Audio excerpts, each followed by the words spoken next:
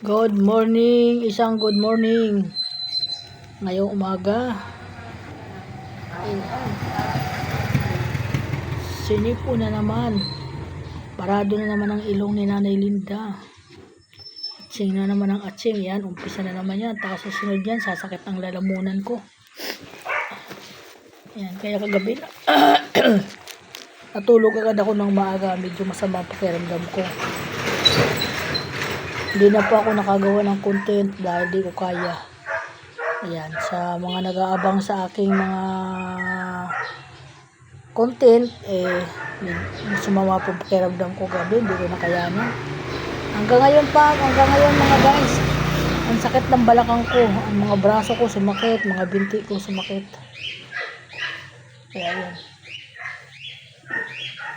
So, welcome to my vlog. Gandang umaga sa lahat. Roma, ilagay mo sa sako yung mga basura o yung may sako dyan. Yung malaking sako, yung nilagay ko dyan para puno yung sako. Ha?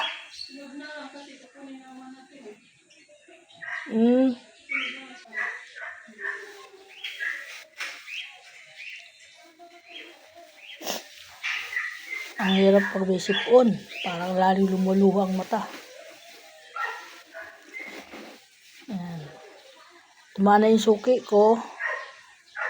Yan, nag-order yung asawa ko ng tahong. Yan ang ulam namin maya tanghalian. Saka galunggong, piprito ko na lang. Ayan, ganahan na naman siya kumain.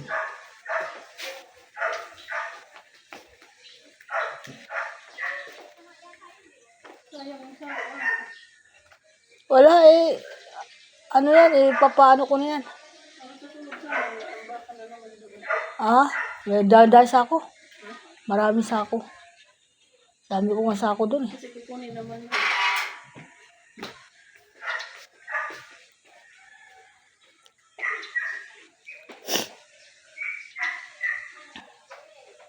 Good morning, good morning. Sa lahat ng mga busing. Ayun yung timbangan, tapo na yan. Ano timbangan? Oy, tatapo na daw yun.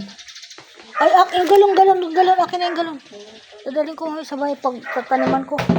Huwag na itatapon kasi buhay na yung ano ko yung pinunla ko Buhay na. Ilalagay ko na sa sa mga paso-paso. Basta pag may galon ka, lagay mo lang dito, dadalhin sa bahay. Kahit yung yung puti. Yung kahit yung puti. Ang dami kong inipon doon Asan? Taas lang nadalhin. Andyan na ngayon? Dadalhin mo dito. Dadalhin ko nga yan sa dadalhin mo. Hindi ko maubos. Dadalhin mo doon sa pag-uwi mo? Ay, pati galon dadalhin mo. Siyempre, mahal yun doon Ano gagawin mo doon? Pag bumay ko. Wala pa naman linya na pwede doon sa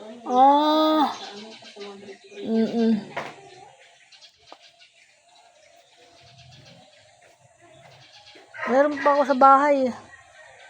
Bumili ako ng paso.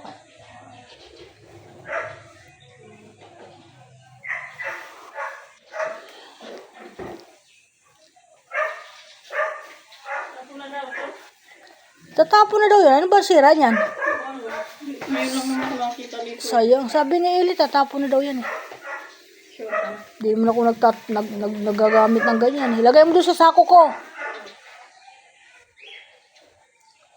Welcome to my vlog. Kasi araw ng basura namin ngayon. Kaya nare-ready na naman ang mga basura. Medyo naglalabas ng mga basura. Okay, bye-bye. Ingat ang mga anak ko. Welcome to my vlog. Maraming salamat. Bye-bye.